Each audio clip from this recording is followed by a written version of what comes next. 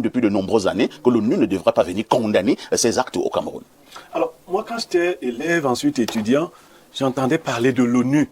Je croyais que c'était une organisation des personnes savantes, morales, ainsi de suite. Je me disais que si ces gens disent quelque chose, mais cette chose est d'une véracité, ainsi de suite.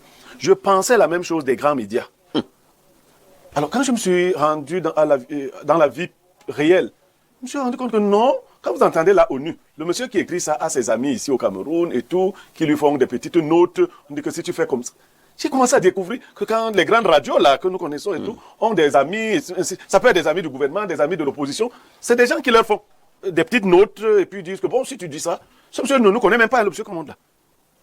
Il ne s'intéresse pas du tout à nous. C'est-à-dire c'est des petits pays comme ça, comme nous, mais pour renflouer leur gibecière, ils parlent de nous, comme ça. Des fois, l'ONU dit des choses qui n'existent pas. D'autres fois, elle dit de très bonnes choses, mais je veux dire, ce n'est pas par souci pour nous. Non, non. L'ONU, c'est une organisation des grands qui, de temps en temps, parle des affaires des petits, mais qui organise des affaires des grands. L'élection au Cameroun a besoin d'un climat particulier. Nous n'avons pas réussi à atteindre ce qu'il fallait atteindre. Parfait ici. De mon point de vue, et ça va choquer, j'ai dit ça depuis longtemps, Paul Biya nous a eus. À quel niveau? Oui, il nous a eus.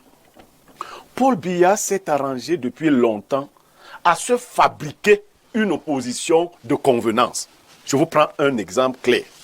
Quand le président de l'UNDP a démissionné, avant lui, Issa Tiroma Bakari, j'ai observé cette affaire, je me suis dit, est-ce que ces gens ont vraiment démissionné pour combattre Paul Biya?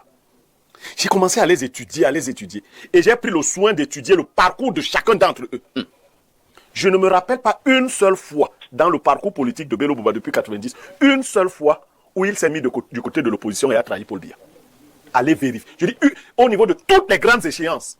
Donc tu ne l'as pas entendu se plaindre du massacre des militants du SDF au lancement du SDF. Je dis, lors des moments cruciaux de la vie politique du Cameroun, il y avait deux individus, Bello Bouba et Augustin Frédéric Kodok. Deux individus qui auraient pu faire tomber Biya. En 92. Je dis toute la vie politique durant.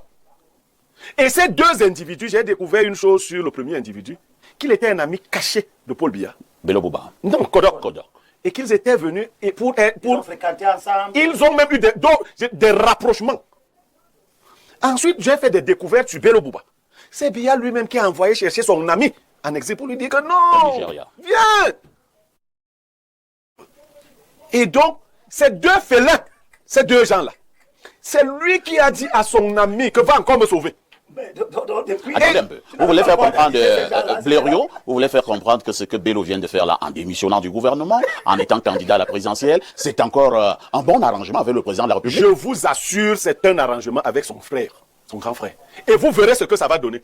Parce que la démission de Bello Bouba, si vous la lisez, donne l'impression que l'opposition a déjà de l'épaisseur.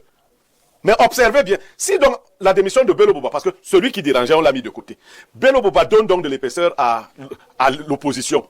À la fin de l'élection présidentielle, vous connaissez le rôle de Bello Bouba? C'est de faire entériner la victoire de son grand frère. Toi qui regardes, n'oublie pas de liker et de commenter. Vraiment, si tu n'es pas encore abonné, fais-le.